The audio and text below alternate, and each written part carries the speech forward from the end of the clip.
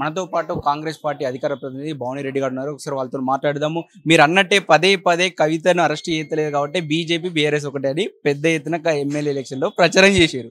అన్నట్టే వాళ్ళు ఇప్పుడు అరెస్ట్ చేశారు, జైల్లో పెట్టారు. ఇప్పుడు మీ చేతిలో ఫోన్ ట్యాపింగ్ వ్యవహారం ఉంది, అటు కాళేశ్వరం పైన ఉంది, ఇటు ఇవన్నీ చాలా ఇష్యూస్ ఉన్నాయి. ఇటు కేసీఆర్ పైన ఏమో ఫోన్ ట్యాపింగ్ వ్యవహారం ఉంది.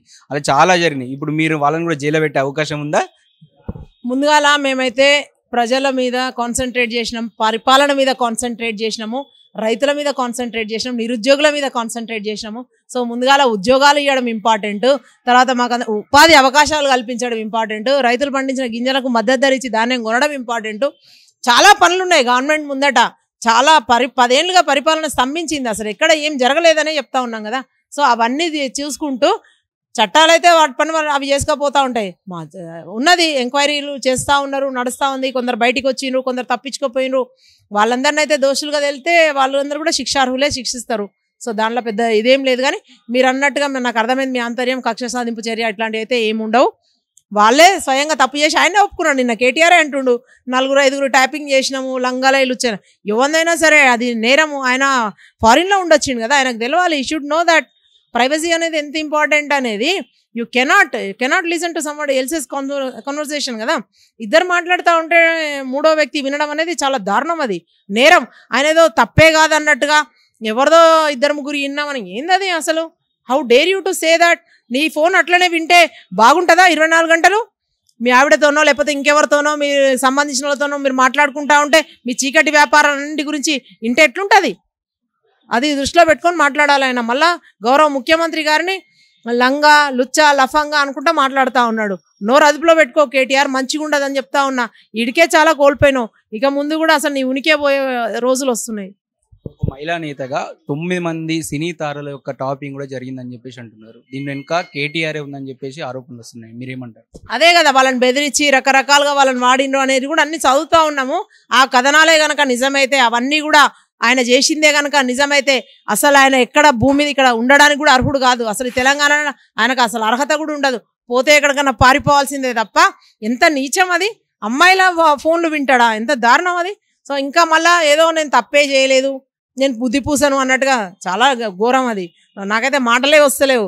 బీయింగ్ ఏ విమెన్, వాళ్ళు ఎక్కడ తలెత్తుకుంటారు చెప్పండి? అట్లాంటివన్నీ బయటికి వచ్చి వాళ్ళని ఏ రకంగా హరాస్ చేసి ఉంటారు, ఏ ఎక్స్టెంట్కి వాళ్ళకు ఇబ్బంది పెట్టి ఉంటారు అనేది అట్లా విన్నారు అంటే అది ఇంపార్టెంట్.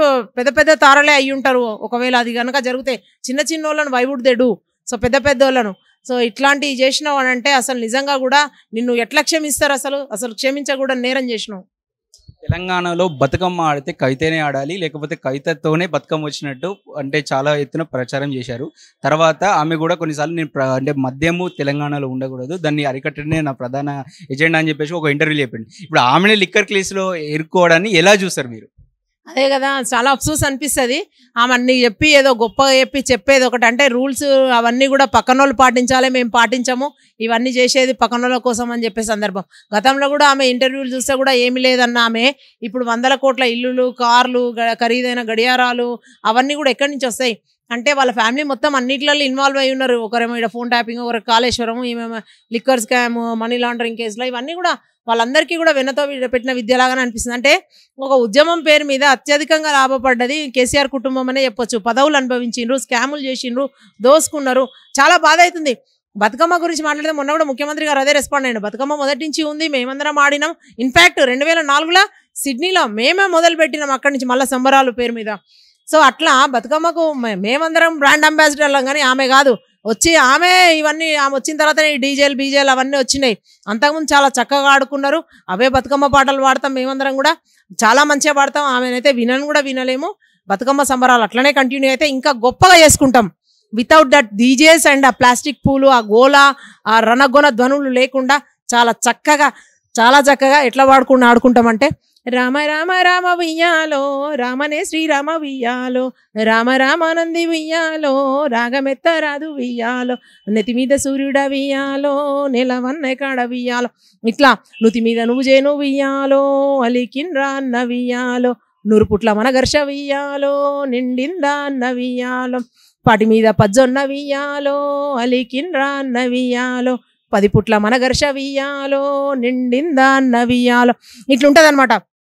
బతుకమ్మ పండుగ వస్తే చెల్లెని తీసుకురావడానికి అన్న చెల్లెల దగ్గరికి వెళ్తే అడుగుతుంటుంది అనమాట.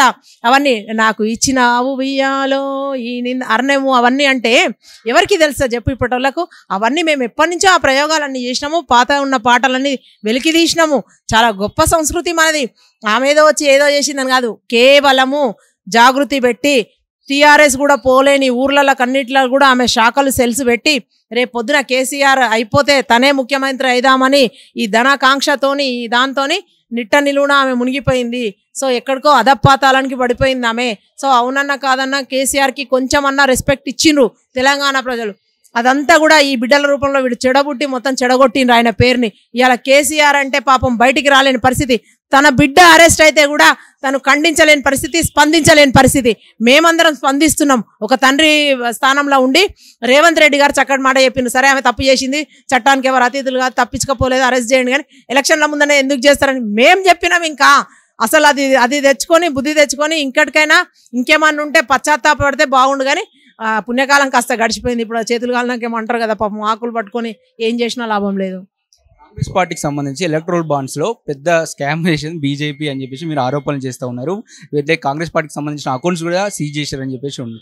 ఎలాగ సర్వే అవ్వగలుగుతారు, ఎలక్షన్ లో ఎలా ఎదుర్కోగలుగుతారు? సీట్స్ ఓకే, ఇంకా ప్రజలే ఉన్నారు మాకు, ఓటనే ఆయుధంతో మొన్నియలేదా ఇక్కడ. సో ఏం చేస్తారు ఈ రేవంత్ రెడ్డి గారికి వానర సైన్యంతో ఏం సాధిస్తారు? ఆయన ముఖ్యమంత్రి ఎట్లయితాడు? మీరు 10 రావు 20 రావు అని మాట్లాడిన నోర్లు ఇవాళ ప్రజలు మా పక్షాన ఉన్నారు. జరుగుతున్నాయని వాళ్ళ ముందర పెట్టినాము, దండం పెట్టుకుంటా తిరుగుతాము. డబ్బు అవసరం లేదు, కరెక్ట్గా ఎలక్షన్ కమిషన్కి లోబడి ఉన్న ఖర్చులు పెడతాము. డెఫినెట్గా మొన్నెట్లా పట్టం కట్టినో ఒకసారి ఆదరిస్తారు. ఈసారి చాలా ఇంపార్టెంట్ మనకు పార్లమెంట్ ఎలక్షన్స్.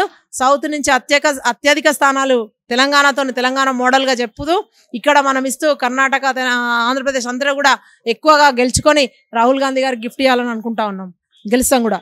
చూస్తూ ఉంటే అంటే మీ దగ్గర అంటే అన్ని అకౌంట్స్ సీజ్ అయినాయి, డబ్బులో కొంచెం ఫైనాన్షియల్ ఇబ్బందులు కాంగ్రెస్ పార్టీ సెంట్రల్లో ఉందండి అనిపిస్తుంది. అందుకని చెప్పేసి అది ఆర్థికంగా బలంగా ఉన్న వ్యక్తులకే టికెట్లు ఇస్తుందా కాంగ్రెస్ పార్టీ? అట్లేం లేదు. ఆత్రం సుగుణ చూసిండ్రా, ఎంత చక్కటి ఎగ్జాంపుల్. తన ఒక మామూలు ఉపాధ్యాయుని, వెడమ బొజ్జు మీరు చూసిండ్రు కదా, అట్లాంటిది. అంటే 50,000 లేదు, ఒక పూరి గుడిసెలో ఉన్నాడు, అవేం లేవు. We have some example. ఒక్కొక్క దగ్గర ఆయా స్థితిగతులను బట్టి ఆ క్యాస్ట్ ఈక్వేషన్స్ని బట్టి పోతా ఉంటాయి సీట్లు. మల్లు రవి గారు సీనియర్ కాంగ్రెస్ లీడర్, ఇప్పుడే ఒక ఉదాహరణ చెప్పినాం, చామల కిరణ్ కుమార్ రెడ్డి గారు ఒక సాధారణ కుటుంబంలో పుట్టి ఆయన ఇవాళ పార్టీకి పనిచేసి ఇవాళ టికెట్ వచ్చింది.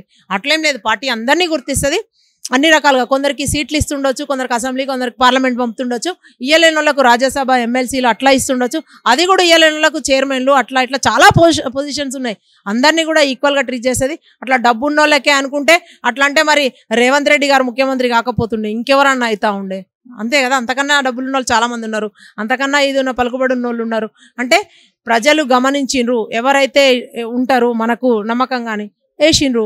సో ప్రజలు అంతిమ తీర్పు వాళ్ళది. వాళ్ళు అవునన్నాక ఏది నడవదు. డబ్బు ప్రధానమే కాదు, అసలు డబ్బు అంశమే కాదు అన్నట్టుగా తీర్చిపడేసిన ఎలక్షన్. మొన్న కేసీఆర్ 2 టర్మ్లో ముఖ్యమంత్రిగా ఉండి 1000 కోట్లు కాళేశ్వరం పేరు మీద అన్ని లోపలేసుకున్న వాళ్ళు ఇన్ని స్కాములు చేసి ఫోన్ ట్యాపింగ్, మొన్న లిక్కర్లో కూడా కుంభకోణం టానిక్స్ దొరికింది కదా అడ్డంగా, ట్యాక్స్లు ఎగ్గొట్టి ఇన్ని రకాలుగా సంబంధం ఉండి ఇన్ని రకాలుగా సంపాదించుకొని ధనమే ప్రవాహంగా మొత్తం పారిచి చేసినా కూడా, మందును ఏరులై పారిచి అన్ని చేసినా కూడా జనాలు ఎంత చక్కటి తీర్పిచ్చిండ్రు.